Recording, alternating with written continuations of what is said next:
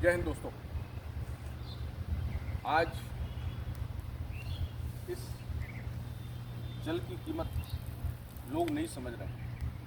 वास्तव में हाइड्रोजन और ऑक्सीजन से मिलकर ये पारदर्शी जल तैयार होता है और आपको ये हैरानी होगी कि पूरे विश्व में यह धरती पर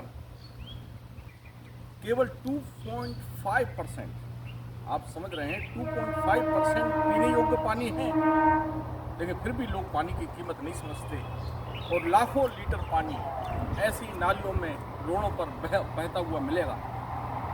हम पानी की कीमत तब समझेंगे, आप देखेंगे हमारे देश में ही कई स्थान ऐसे हैं यहाँ पर माताएं बहनें 25-25 किलोमीटर से 1 लीटर जल लाने के लिए पैदल यात्रा करती हैं, तब जाकर के वो पानी पी पाती हैं, अपने परिवार का पालन करती हैं। हम जैसे हमने देखा हुआ नगर पालिका हमारे शहर में जगह जगह नल की व्यवस्था करता है, टोटी लगवाते हैं, तो मैंने कई लोगों को देखा है कि वो टोटियाँ भी निकाल के ले जाते हैं और पानी बहता रहता है। कई बार ये हो जाता है कि गलती हर बार कोई अधिकारी या कर्मचारी आपकी व्यवस्था करने नहीं आएगा। ये हम आम लोगों की भी जिम्मेदारी बनती है कि हम जल की कीमत को समझें। तो आप समझ रहे हैं। और इसका आज इस बार हम देखते हैं, आश्चर्यजनक बात यह है कि इस बार हमने कभी नहीं देखा था कि मध्य भारत में भी 40 से 45 डिग्री तापमान हो जाएगा।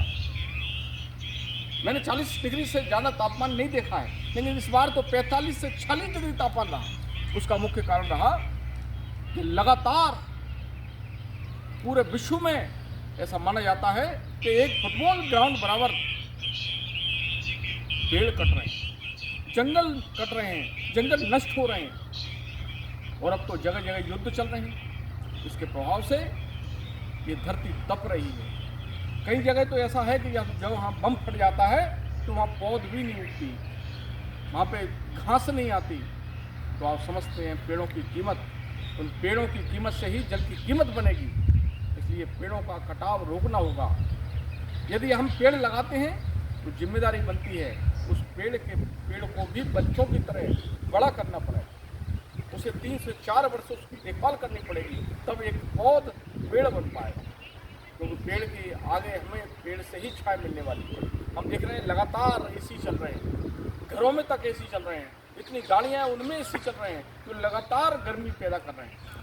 तो इसका ध्यान रखते हुए हमें पेड़ों की कटाव को रोकना होगा, उनको रखरखाव करना पड़ेगा, तभी हम वर्षा के जल को बचा पाएंगे। क्योंकि वर्षा का जल यदि बह जाएगा तो ऐसे ही गर्मियों में फिर हमें जल की कीमत समझ में आएगी। तो आप समझिए कि जल की कीमत को, जल की संरक्षण कीजिए, जल की सुरक्षा कीजिए और बरसात के जल को बचाने का प्रयास कीजिए, वो ही हमें वर्ष भर काम आएगा। इसलिए मैं सबसे अनुरोध करना चाहूँगा कि जल का संरक्षण करें, हमारे पेड़ पौधों का भी बचाव करें। कि पेड़ पौधे हैं जो मिट्टी के भाव को रोकेंगे, जल को संरक्षित रखेंगे। जो हमारे प्राकृतिक संसाधन हैं, नदी हैं, तालाब हैं, कुएं हैं, उनको भी संरक्षित करना होगा, उनको सुरक्षित करना होगा, तभी हम जल को सुरक्षित कर पाएंगे। इतना ही मैं कहना चाहता हूँ। बहुत बहुत धन्यवाद। जय हिंद, जय भारत, वंदे मातरम।